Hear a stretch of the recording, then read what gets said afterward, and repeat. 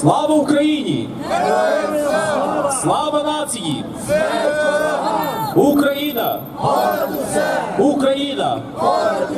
Україна! Героям України тричі! Слава! Слава! Слава! My friends, we come face to face with Russian propaganda on our daily life. And we need to know how to recognize it and how to face it head on. Just a few days ago, a friend of mine, who by the way is not particularly knowledgeable about the situation in Ukraine, unfortunately, has shown me a little source of sorts about why he thought that in reality Putin wanted to go for concessions. And this source was Sputnik. That's right.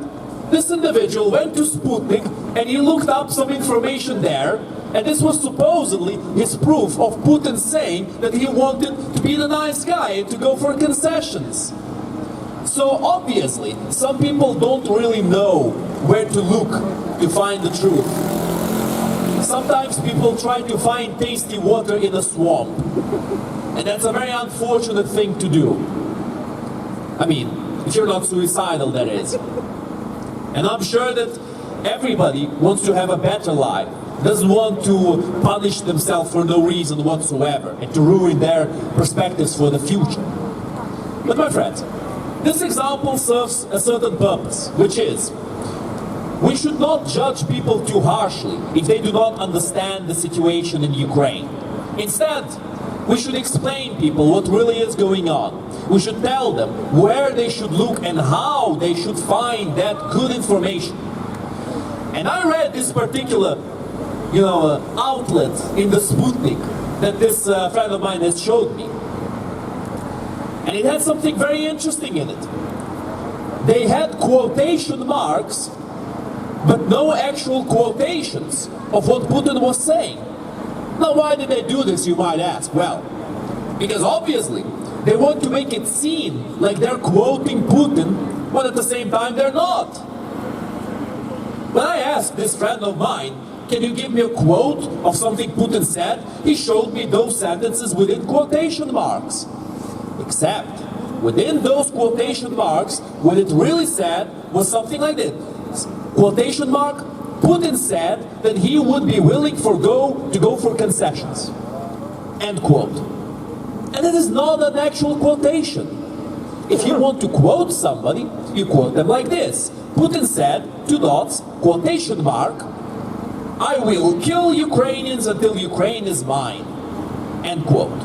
This is a quotation. Now, before anybody challenges me or says that I'm spreading misinformation, no, Putin did not say this. But my friends, we need to understand how to look at the information. Because if we do not know how to discern trustworthy sources and untrustworthy sources, then we are fools in the making. It's as simple as that. We need to be able to tell these things apart, or else we fall to conspiracy theories. And we're not here to spread conspiracy theories. We are here to encourage direct discourse with the people who support us and also with our opposition. We have faced our opposition head on many occasions. And although our opposition never wants to face us back, well, that doesn't stop us from trying. Because we believe in freedom of speech. We believe in the ability of human beings to discuss things reasonably and rationally and with decorum, without needing to resort to immediate insults or to word juggling and apologetics. We would love to come to a better conclusion in the future, and we are eager to learn. However, some people are not eager to learn. Some people only want to convince you of their view, even if their view is complete nonsense. We understand. Sometimes it can be hard to admit one's wrongness about something. It can be difficult to admit that we made a mistake. But everybody makes mistakes. And we need to understand this very well. When we make a mistake, we do not act like we were always in the right. We correct that mistake. But the same cannot be said about Putin and his crooks. When they commit a mistake, they cover it up and they act as if that was the plan all along. Now, my friends, the real issue with such behaviors is not immediate. It's not the immediate consequence of lying.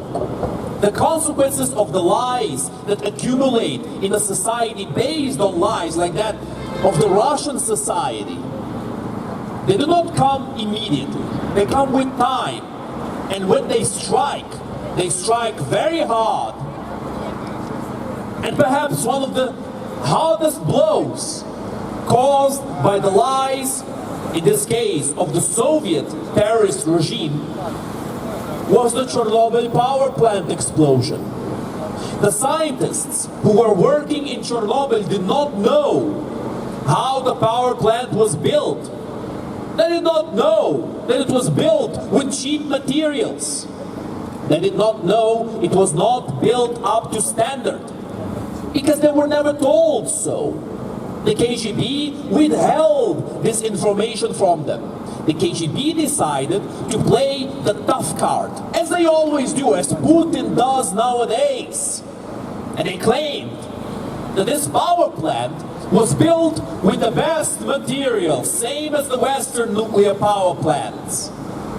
But of course, if that were the case, when the scientists pressed the button to stop the reaction, then the reaction would stop, and there would not be an explosion. But alas, that is exactly what happened, because those poor individuals did not know what they were working with. And that, my friends, that is the price of lies. That is why we oppose those lies. That is why we oppose the Russian terrorist regime. World, wake up! World, wake up! World, wake up!